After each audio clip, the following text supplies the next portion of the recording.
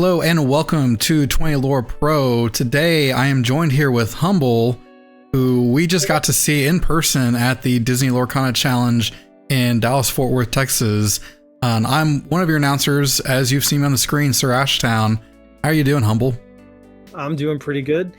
Didn't have the run I wanted in the main event in Texas, but we got a place out of Rapunzel's for top 32 in the side events. So like we're golden. We're golden.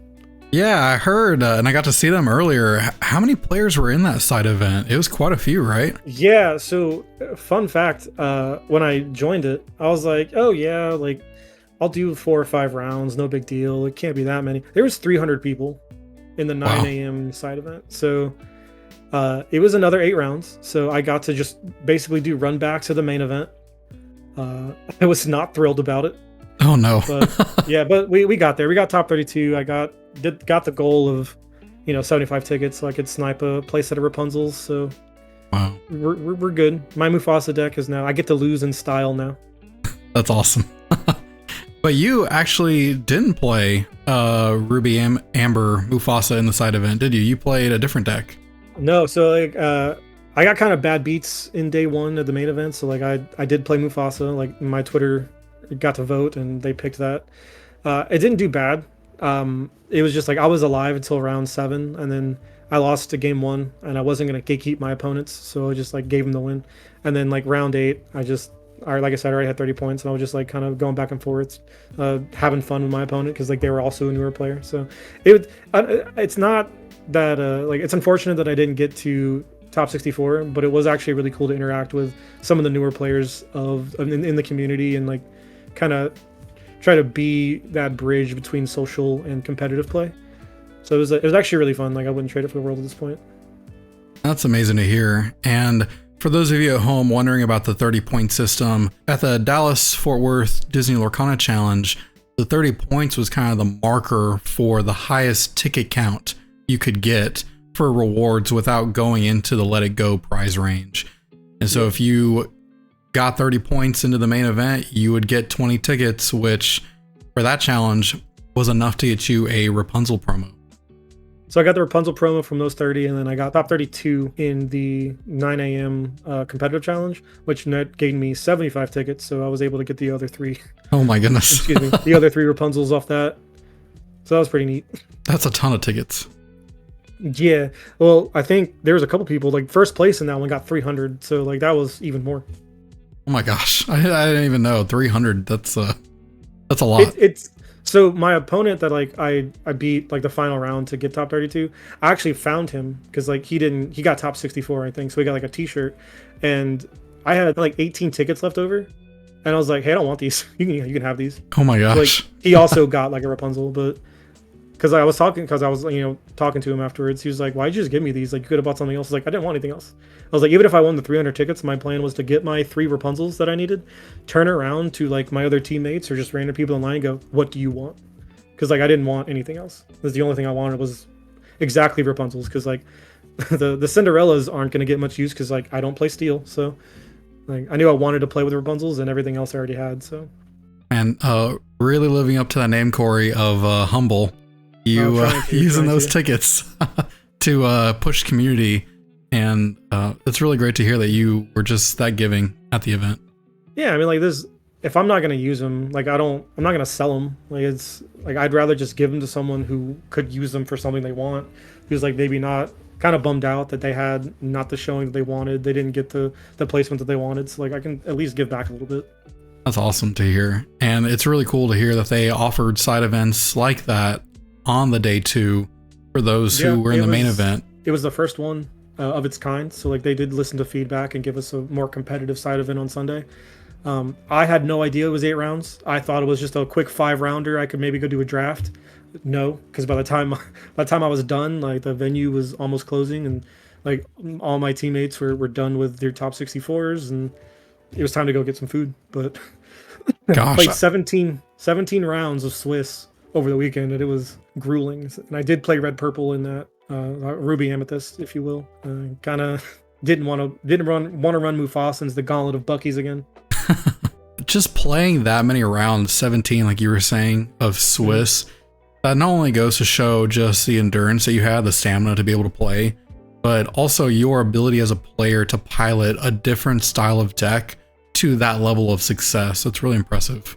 Yeah, thank you. It really can't really own up to that as a skill issue, because I just got to play like in Mufasa I played like 57 characters, and in Red Purple I got to play real removal spells, so the games were a little bit easier. But Mufasa, like when he works, he works. It feels so good when you flip something big off him. Yeah, that's why Mufasa has been one of my favorite characters, one of my favorite cards in Lorcana. Just the fact that like it's a game of chance where you're like, man, what is this cool next character that I'm gonna get off the top of my library? And, Yeah. and there it is. I've hit Maleficent Dragons. I've also hit 1-drops that don't do much. And I've hit everything in between, man. So like it's literally live by the Muf, die by the Muf. And sometimes like, I've said it before, Mufasa giveth, Mufasa taketh away. Like sometimes it's in your favor, sometimes it's not. That's awesome. As we're talking about Set 4 and your major accomplishment there at the Disney Lorcana Challenge, what other major events did you play in during Set 4? I know you went to some other challenges like Atlanta and Chicago. Could you tell us a little bit about those? Sure. So I did go to Chicago. I played Red Blue, the CC on Ice variant, only with a couple weird choices. I played 3 McDuck Manors, and it was a powerhouse all weekend because no one expected Red Blue to play any location. And McDuck Manor also just is unkillable into a lot of different decks. I had a blue steel player. One of my opponents, I inked a Grammatala. He knew that I was playing Red Blue, so he immediately inked Rise of the Titans, and I was like, ooh, well. I played 1 jump on 2, and like he was like doing his thing, and then on 4 he's like, "Hey, yeah, play Haram." I was like, "Nah, I'll play McDuck Manor on turn 3," and that McDuck Manor alone got me 18 lore. Oh my gosh! Because he just couldn't out it. So I did top 64 in Chicago with kind of an unorthodox list. You can check the VODs and see me get absolutely housed by Bivens in top 64 or game 3. Game 1 was close. Game 2, I managed to get it, and then game 3, he just queen on 1, shift queen on 2, wheel you, and I was like, I'm dead. Cool. Yeah, that's a thing. Yeah, and then I played Mufasa in Atlanta, and was like, I was a 1 placement shy of a let it go. Like it stopped at like 175, I think is where it stopped at because it tied for points, and I was 176. So. Oh my goodness. A little upset, but I played Mufasa and I had a great time, so can't really complain. What was it like for you? Because Atlanta, if I'm not mistaken, was Set 3, and then Chicago was Set 4, and it was only, I think, 2 weeks later. Yeah, what was it like jumping from Set 3 going into Set 4 and just all the prep work that goes into that? It was kind of wild. So thankfully I am part of Team Labyrinth, so like we have a insane testing group. Like I have R&B, Lorcana Bro, Bannable. Like I have such a close-knit group of players that like out of all the players of the game, if someone's going to tell me like don't play this instead, it's likely one of the players that I just mentioned.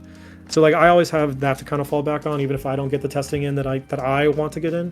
So like, which is why I played the Red Blue in Chicago, because like I knew Bucky was a problem for Mufasa specifically, so I couldn't run it back, especially in 2-game format where like if Bucky's just not beatable, then like I can't play it. Red Blue was just felt the best. Like I understand now why R&B loves Haram so much, because that card's not fair. I was able to get it 2-0'd almost every green steel player I played against, because Red Blue was just cracked against that deck. That's amazing. Yeah, it was extremely fun. I had a great run. Man. And then I ran Mufasa back for Texas and had less of a good time, but it's neither here nor there. Hey, we just we do those for the community. Like you said, the community poll. Yeah, I mean, they picked it, I played it, so. There you go. Sometimes we do that as content creators and wanting to drive community. Shout out to the guy who did top 32 with Mufasa. He was on Pluto's, and I was like, I don't really like that. But I scrolled down, looked at his deck list a little bit more, and saw the Abomination Stitches and the Nessius and like all the tech that I had kind of helped popularize. And I was like, oh, okay, yeah, I approve.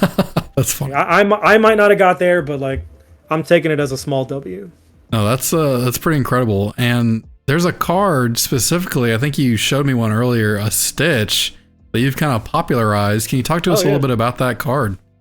Yeah, so this is not the one that I'm playing in the deck. This is just a copy of it. It's like the D100 promo. But so it's an inkable 6 mana 4/6 that quests for 3, and he just kind of dodges everything that you want him to dodge while also getting under all the things you want him to get under. He's got six willpower, so Zeus can't kill it alone. The steel decks have to have at minimum 2 cards, or like unfavorably trade something and then use a removal spell.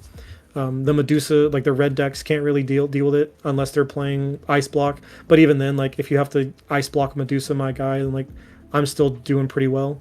Because if you have to Ice Block him, you're not Ice Blocking another thing, so your Sisu gets my whole board. He's just great in, like, against red purple, for example, because like they can't modulate values, so it dodges all the removal outside of exactly Be Prepared. And the fact that we're playing Gaston, you can play him on turn 4, which is just wow.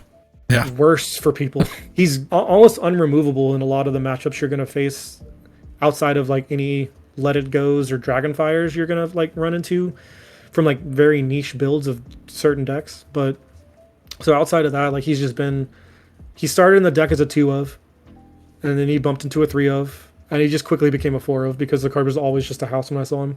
And that's so cool. When I would say a card that's kind of on the fringe, especially under the radar, and you try it out and you're like, okay, this is kind of good. You don't have to say fringe like that. I had to dig in the bottom of the barrel for that one. Like I was literally on Dreamborn building. I was like, man, I want something to dodge Zeus, but I also want something to dodge Medusa. Like, are there any cards that do that?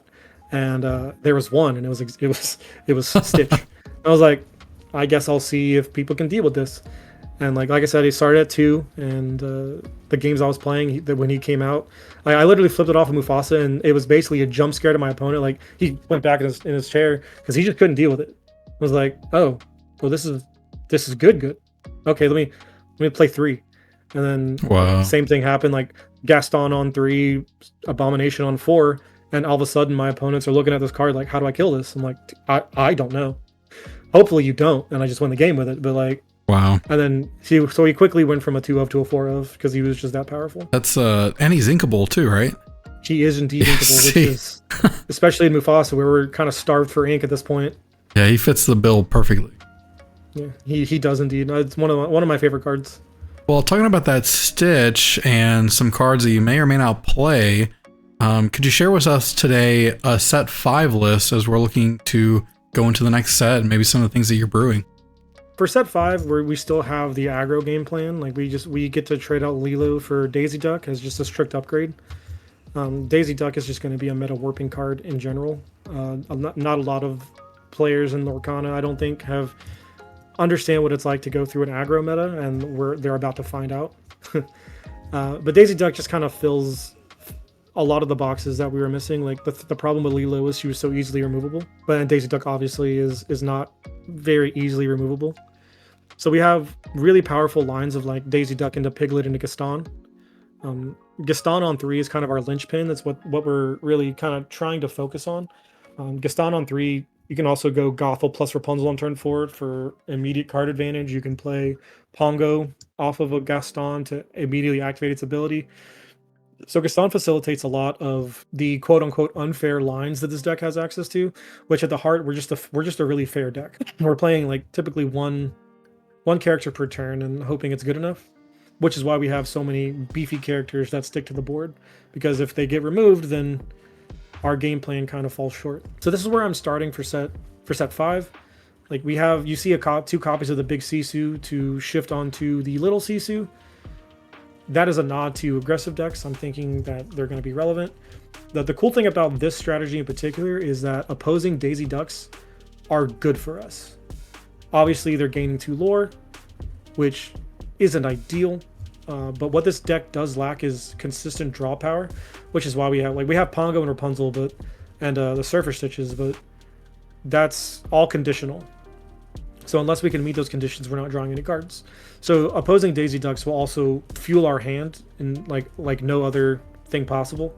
So I'm actually theorizing that we'll actually likely let a Daisy Duck survive to swing a couple times, just so we get the necessary card draw.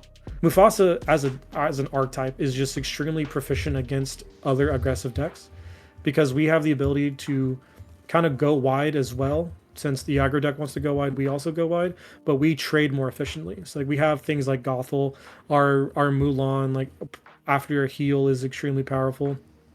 Gothel is strong. Pongo can be used as a removal piece if he needs to. The the baby Sisu is almost always like a 2/4 and can trade pretty well. We also have access to Maui, Madame Medusas. You see Nessius as a 3 of in this list. Stitch is a 3 of in this list. That might be incorrect. We might want to go back to 4 Stitch, but like I'm on 3 Nessius because I know that red purple just refuses to die and we need answers to castle. We also see the only other new card in the list is Sven, which is the 4 ink 3/3 reindeer that is essentially just like enters play and untaps something they can't quest or challenge for the rest of the turn, and he kind of unlocks some really cool lines with Gaston also. So on like turn 4, we get to play 2 things. So you can use Gaston, tap 2 ink, play Sven, untap the Gaston, use the Gaston, tap another 2 ink, play another 4-drop. So you can essentially go like Sven and Rapunzel in the same turn, depending on what the line calls for. So your turn 4 is actually really huge, and during your mulligans, we're looking for exactly Gaston almost 100% of the time. He's best paired with a 6-drop or with Gothel and Rapunzel in the opener, because the only thing better than going like an Abomination Stitch on turn 4 is Gothel and Rapunzel to draw 3 cards and like go wide and also refill. We have the Chernobog in here because I'm assuming that Steel Song is going to come back in some number, and we want their wheels to kind of work for us as well. So just putting a 9/9 on the board for almost for free because they did the thing they want to do is pretty good for us. We're also just super resilient to steel, like through Daisy Duck, through a healed Gothel. Our Gaston is just kind of beefy, with the exception of like Pongo, Piglet.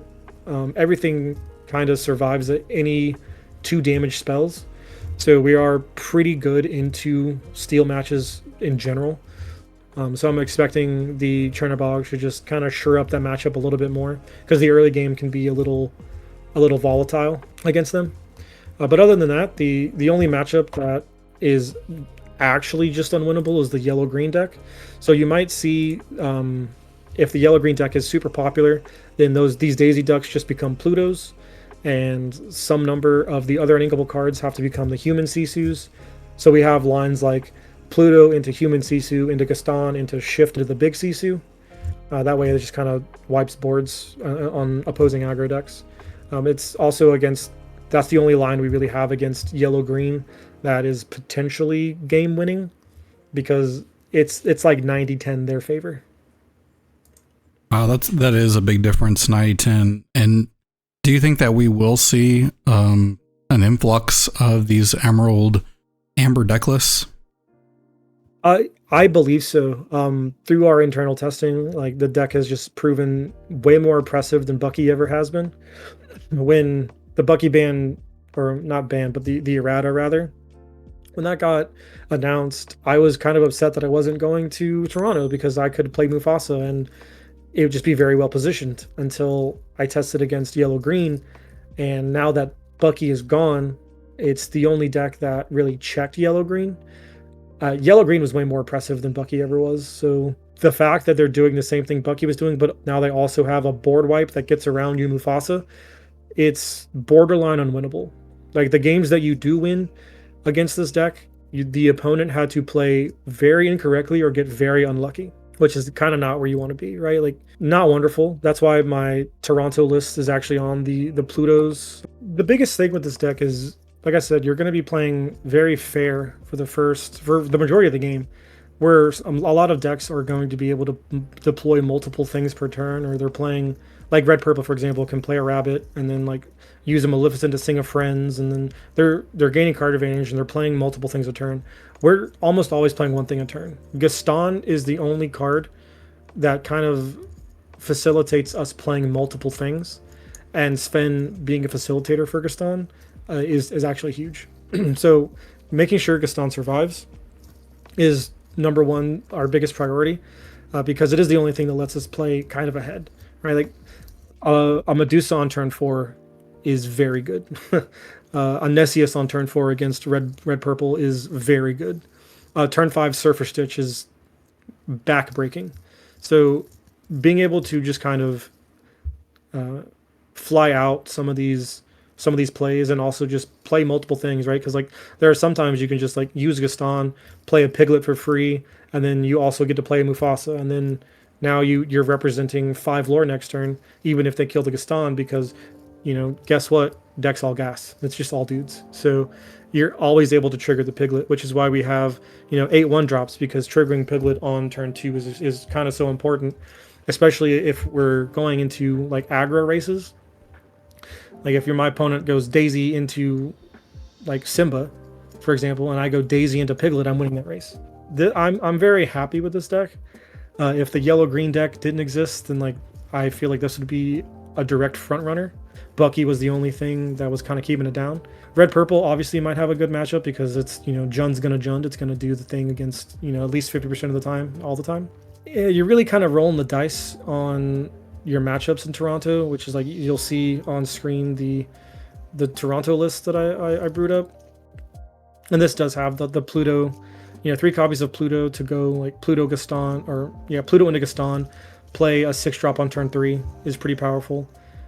Being able to like shift into Sisu, we have 3 copies of Brawl in the deck as a nod to just like we want to remove Diablos, we want to remove Aerials to keep them from singing under the sea for as long as possible. There's also probably a world where we play some number of bare necessities as well, but the more non-characters you put in the deck, the more your Mufasa is going to not trigger. Same thing if like the reason Julieta is in the deck over Pongo in this list is because we are playing the brawls, and we want to have less cards to make us whiff essentially. But Brawl is just too good in this format to not play. It hits all the things you kind of care about. Diablo is the biggest one because, like I said before, this deck is extremely can be starved for resources.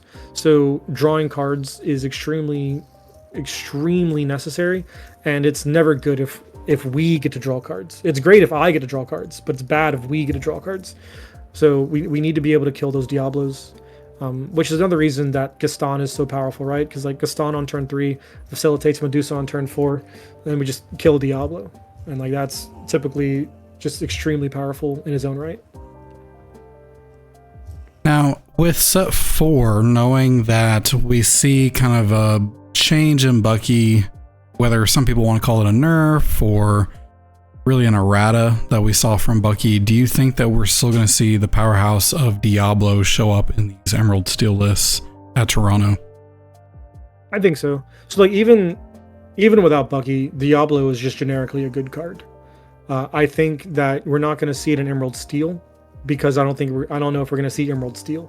I know 100% you're going to see it in Yellow Green. Because like I said, the deck is just that much more oppressive than Bucky ever was. Turns out You Have Forgot Me is still cracked, still a very good card that if you're not playing around, you should be playing around. The problem is a lot of decks can't play around it, especially with cards like Sudden Chill and Prince John in that deck being able to garner so much advantage. Like don't even play the 3-drop double Singer Ursula because they don't need to, right? Like Prince John on 3, You Have Forgotten Me on 4, you discard 2, I draw 2 is still just powerful in its own right. Even if it's not getting the entirety of your hand, it's still just very strong.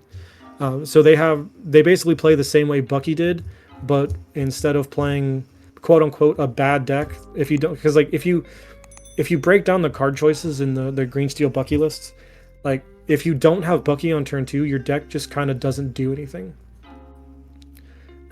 That's not the case in this yellow green deck, where if when you see Diablo, cool, but you don't need to see Diablo because he's not your main draw engine.